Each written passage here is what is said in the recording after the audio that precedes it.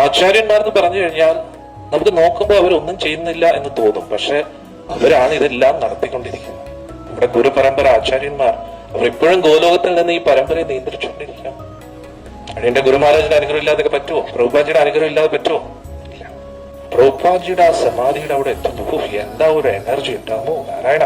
വൃന്ദാവനത്തിലുള്ള പല പല ബാബാജിമാരും പറയുന്നുണ്ട്. അതായത് വൃന്ദാവനത്തിലെ ശ്രീമതി രാധാറാണി ഇരിക്കുന്ന ബർസാനെക്കാട്ടിയും പവർഫുൾ ആണെന്ന് പറയുന്ന ആൾക്കാർ. കാരണം എന്താ? രാധാറാണിയുടെ ഏറ്റവും പ്രിയപ്പെട്ട ഭക്തൻ പ്രഭുപാജ്. നമ്മൾ അവിടെ ചെല്ലുമ്പോൾ നമുക്ക് അനുഭവിച്ചറിയാൻ പറ്റും. കാരണം പ്രഭുപാജിയുടെ കാരുണ്യം നമ്മുടെ ഗുരുപരമ്പരയിൽ എത്രത്തോളം ഉണ്ട് നമുക്ക് ചിന്തിക്കാൻ പോലും കഴിയില്ല. വേറെ ഒരു ആചാര്യനും നമ്മളോട് ഇത്രയും കാരുണ്യം കാണിക്കുന്നില്ല.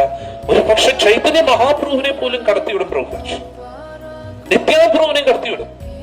ഈ ഒരു ബുക്ക് നമ്മുടെ കയ്യിൽ ഇല്ലായിരുന്നുവെങ്കിൽ, ഈ ഒരു ഭഗവത്ഗീത എത്ര പ്രാവശ്യം ഞാൻ വായിച്ചിട്ടുണ്ടെന്ന് അറിയാം. പക്ഷെ ഇതെന്റെ ശ്വാസമല്ല. കാരണം എത്രയോ പ്രാവശ്യം ഭഗവത്ഗീത ശ്ലോകങ്ങൾ വായിച്ചിട്ടുണ്ട്. പക്ഷേ ഇതിലെ ഒരർത്ഥം, ഒരു വാക്കിന്റെ വെയിറ്റ്, വേദങ്ങളും ഉപനിഷത്തുകളും ശാസ്ത്രങ്ങളും മുഴുവൻ ഒരു സൈഡിൽ വെച്ചോളൂ, പ്രഭുപാജിയുടെ ഒറ്റ വാക്ക് അതിന് തുല്യം വരത്തില്ല. പൊതുവെ ചില പ്രഭുപാജിയുടെ ദിവസത്തിൽ പറയുന്നുണ്ട്, വിദേശികളെ മ്ലേച്ഛന്മാരെന്നാണ് പറയുന്നത്. മ്ലേച്ഛൻ എന്ന് പറഞ്ഞാൽ പശുമാംസം കഴിക്കുന്നവർ എന്നാണ് ഉദ്ദേശം. അതായത് അത്രത്തോളം അതപ്പതിച്ച വ്യക്തികൾ, പതീതരായിട്ടുള്ള എന്നാണ് മ്ലേച്ഛന്മാരെന്ന് ഉദ്ദേശിക്കുന്നത്. മ്ലേച്ഛന്മാരുടെ ഭാഷയാണ് ഇംഗ്ലീഷ് എന്ന് പറയുന്നത്. ആലോചിച്ചു. അതായത് ഭഗവാനെ സ്തുതിക്കണം, ഭഗവാന്റെ രൂപത്തെ വർണ്ണിക്കണം, ഭഗവാന്റെ ഗുണങ്ങളെ വർണ്ണിക്കണമെങ്കിൽ സംസ്കൃതം പോലും പര്യാപ്തമല്ല എന്നാണ് പറയുന്നത്. നാരായണീയത്തിൽ ആദ്യത്തെ ശ്ലോകത്തിൽ തന്നെ ഇത്രയും ശ്ലോകങ്ങളിലൂടെ വർണ്ണിച്ചാലും അസ്പഷ്ടമാണ്, വർണ്ണിക്കാൻ കഴിയില്ല. ഇത്രയും മനോഹരമായിട്ടുള്ള സംസ്കൃത വ്യാകരണത്തിനോ ആ വിഭക്തികൾക്കോ എത്താൻ കഴിയുന്നില്ല ഭഗവാന്റെ അടുത്തേക്ക്. ആ വാക്കുകൾക്ക് എത്താൻ കഴിയുന്നില്ല. അതിനോ ഒരു മ്ലേച്ഛ ഭാഷയിൽ എങ്ങനെ ഭഗവാനെ വർണ്ണിക്കാൻ കഴിയും? ഒരിക്കലും കഴിയില്ല, അസാധ്യമായിട്ടുള്ളൊരു കാര്യമാണ്. പക്ഷെ പ്രഭുപാജി അത് ചെയ്യും. നമ്മൾ എത്ര സംസ്കൃത പണ്ഡിതരാണെങ്കിലും പ്രഭുപാജിയുടെ ആ ഗ്രന്ഥങ്ങൾ വായിക്കാതെ നമുക്ക് ഒരിക്കലും ഇതൊന്നും മനസ്സിലാക്കാൻ കഴിയില്ല. ഇനി ഒരിക്കൽ പ്രഭുപാജിയുടെ ഈ ഗ്രന്ഥം വായിച്ചോ, അവന് ഈ ലോകത്ത് ഒരു ഗ്രന്ഥം പോലും അസാധ്യം. പ്രഭുപാജിയുടെ ഈ ഗീതയാണ് എന്റെ അടിത്തറ. ഈ ഒരു ഗ്രന്ഥം പഠിച്ചു കഴിഞ്ഞാൽ ഈ ലോകത്ത് ഒരു ഗ്രന്ഥം അസാധ്യമല്ല. എത്ര വേദങ്ങളും ഉപനിഷത്തുകൾക്കും അതൊന്നും നമുക്ക് ഒരിക്കലും അസാധ്യമായിട്ട് തോന്നില്ല. ഈ ഒരു ഗ്രന്ഥം മാത്രം പഠിച്ചു, ഈ ഭഗവത്ഗീത, പ്രഭുപാജിയുടെ ഗീത ഒറ്റ പ്രാവശ്യം വായിച്ചു, ഒറ്റ പ്രാവശ്യം ആദ്യത്തെ ശ്ലോകം മുതൽ അവസാനത്തെ ശ്ലോകത്തിന്റെ ഭാവാർത്ഥം നമ്മൾ പഠിച്ചു കഴിഞ്ഞാൽ ഇതേപോലെ ഒരു ഗ്രന്ഥം, ഹരേ കൃഷ്ണ, ലോകത്ത് വേറില്ല. എത്ര ജന്മങ്ങൾ എടുത്താലും നമുക്ക് ലഭിക്കാം, എത്ര തപസ്സുകൾ ചെയ്താൽ പോലും ലഭിക്കാത്ത അറിവുകൾ ഈ ഒറ്റ ഗീതയിലുണ്ട്. സാധാരണ ഒരു മരിച്ച വ്യക്തിയുടെ സ്മരണ പോലെ അല്ല പ്രഭുപാജിയുടെ സ്മരണ. ഇതേപോലെ ഒരു യോഗി ഈ ലോകത്തുണ്ടോ എന്ന് എനിക്ക് തോന്നുന്നില്ല. അത്രയ്ക്ക് മഹായോഗിയാണ് ശ്രീ പ്രഭുപാജി. വലിയ യോഗികൾ പോലും അത്ഭുതപ്പെട്ടു. പ്രഭുപാദ് എന്ന വാക്കിന്റെ അർത്ഥം തന്നെ എങ്ങനെയാണ്? വലിയ വലിയ പ്രഭുക്കന്മാര് പോലും ആരുടെ പാദത്തിൽ എപ്പോഴും ഇരിക്കുന്നു. ഹരേ കൃഷ്ണ. സാധാരണ എല്ലാരും പറയുന്നത് എന്താണ്? പ്രഭുവിന്റെ പാദത്തിൽ എപ്പോഴും ഇരിക്കുന്നത്. പ്രഭു എന്ന് പറയുന്നത് ഭഗവാൻ, ഭഗവാന്റെ പാദത്തിൽ എപ്പോഴും ഇരിക്കുന്നു. വേറൊരു അർത്ഥം എന്താണ്?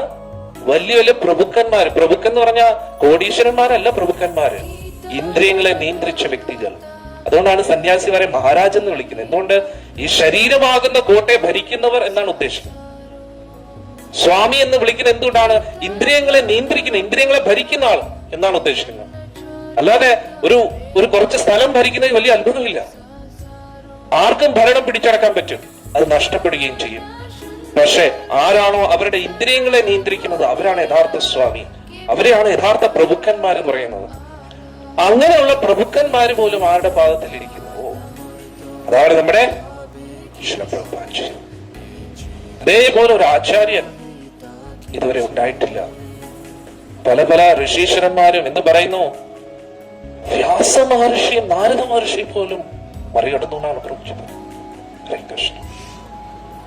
അത്രയ്ക്ക് മഹാ ആചാര്യനാണ് നമ്മുടെ ശ്രീല പ്രവചനം. അത് നമുക്ക് അനുഭവിച്ചറിയാൻ പറ്റുമല്ലോ. നമുക്കൊക്കെ എന്ത് ശാസ്ത്ര പഠനമാണുള്ളത്?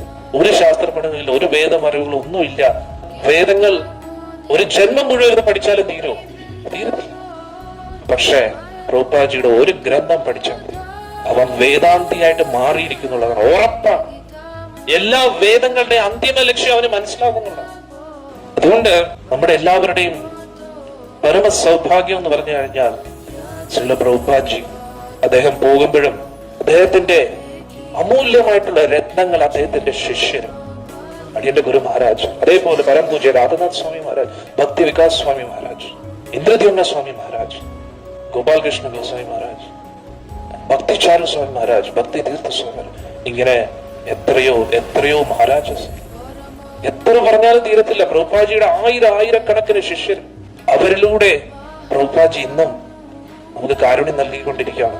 പിന്നെ അദ്ദേഹത്തിന്റെ ഗ്രന്ഥം ഹരേ കൃഷ്ണ എന്താ പറയുക, നമ്മൾ എത്ര ദിശാഹീനരായിട്ട് നിങ്ങൾ എല്ലാവരും ട്രൈ ചെയ്ത് നോക്കിയുള്ളൂ. എത്ര വിഷമാവസ്ഥയിൽ ഇരിക്കുകയാണ്, എപ്പോഴും എന്റെ വഴികാട്ടി ഭഗവത്ഗീതയാണ്. ഏതൊരു തീരുമാനം ഞാൻ എടുക്കുന്നതും ഭഗവത്ഗീതയുടെ അടിസ്ഥാനത്തിൽ.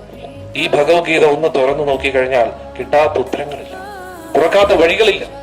നമ്മൾ ഏത് പ്രതിസന്ധി ഘട്ടത്തിലും ഏറ്റവും വലിയ വിഷമാവസ്ഥയിലും പ്രഭുപാജിയുടെ ഭഗവത്ഗീത ഒന്നെടുത്ത് ഒന്ന് തുറന്നു നോക്കിയാൽ മതി. നിങ്ങൾ അന്വേഷിക്കുന്ന എല്ലാ ചോദ്യത്തിനും ഉത്തരം ഇതിനകത്തുണ്ടെന്നില്ല. ഒരു ജ്യോത്സ്യന്റെ അടുത്ത് പോകേണ്ട ആവശ്യമില്ല, ഗ്രഹനില നോക്കേണ്ട ആവശ്യമില്ല. ഇതിലൂടെ കിട്ടാത്ത ഉത്തരവില്ലെന്നുള്ളത്.